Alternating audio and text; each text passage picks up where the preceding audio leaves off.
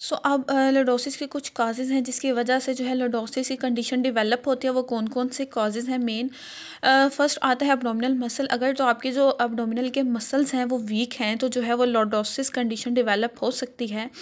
Then जो है poor posture, मैंने लास्ट वीडियो में भी आपसे डिस्कस किया था कि अगर आपका जो पोस्चर है वो पुअर होगा तो उसकी वजह से अब नॉर्मल कर्व्स डेवलप होंगे। जो है सबसे पहले आपको अपना जो पोस्चर है उसको बिल्कुल मेंटेन करना होगा, बिल्कुल ठीक जो है वो पोस्चर रखना होगा। देन जो है वो आपके जो कर्व्स हैं वो अपनी नॉर्मल पोजीशन में रहेंगे। अगर आपका पुअर पोस्चर है देन जो है लॉर्डोसिस कंडीशन डेवलप हो सकती है।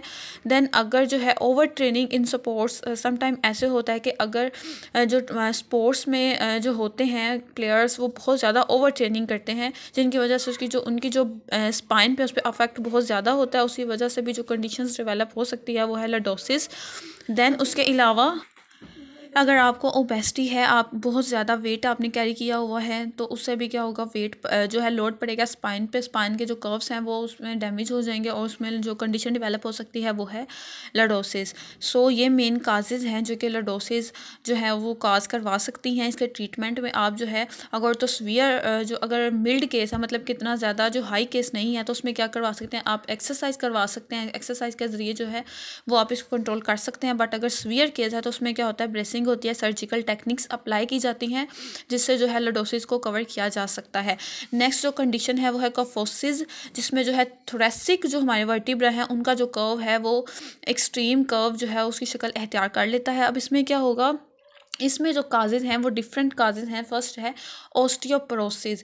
अब अगर जो है आपको ओस्टियोपोरोसिस है, ओस्टियोपोरोसिस का मीन है बोन का खोखले हो जाना, मीन के मीन जो बोन है वो आहिस्ता आहिस्ता डैमेज होना स्टार्ट हो जाती है, या फिर जो बोन की ग्रोथ है वो बहुत ही स्लोली जो है वो इंक्रीज होती है। उसमें उस कंडीशन में भी क्या होगा, आपको कफोसिस जो है वो हो सकता है। देन जो है वो स्विमर है, अगर तो जो स्विमर्स हैं वो बहुत ज़्यादा ट्रेनिंग करते हैं, काफ़ी ज़्यादा वो ऐसे बटरफ्लाई की शेप में जो है ना वो स्विम करते हैं, उसकी वजह से जो क्या होता है, उसके जो थोरेसिक मसल्स हैं उन पे अफेक्ट होता है, तो उससे जो कंडीशन डेवलप होती है वो है कफोसिस।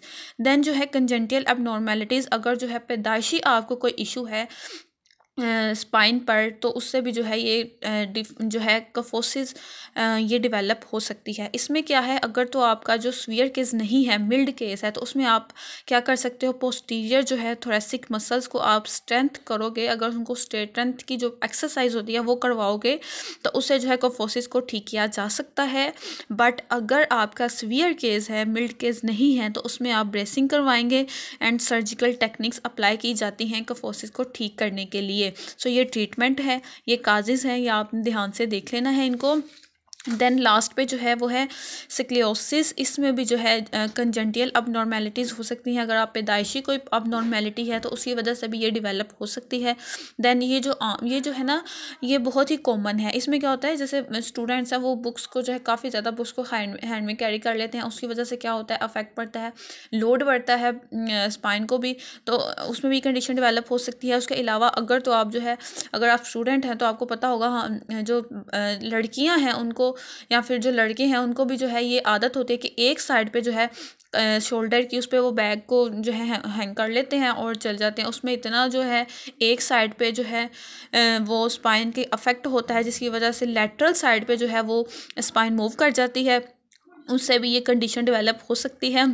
उसके अलावा इसमें जो है स्क्लियोसिस जो है इसको हम आइडियोपैथिक भी बोलते हैं, ठीक है। स्क्लियोसिस का जो सेकंड नेम है, ठीक है, उसको हम आइडियोपैथिक भी बोल सकते हैं। इसका मीन है अननोन, ठीक है। अननोन काज मतलब कि कोई काज का नहीं पता, ये तो हमने काजेस बताए हैं ना कि इन काजेस की वजह से ये कंडीशन डेवलप हो सकती है। इस केस में कोई जो है ना वो काज नहीं पता होता, ये आइडियोपैथिक है, इसका मीन है अननोन, अननोन काज। देन अगर आपको मिल्ड है, मतलब कि थोड़ा सा ही इफेक्ट है, तो उसमें भी आप एक्सरसाइज करवा के जो है इसको ठीक कर सकते हो। बट अगर जो है इसको सीवियर केस है तो उसमें भी bracing and surgical techniques apply की जाती हैं।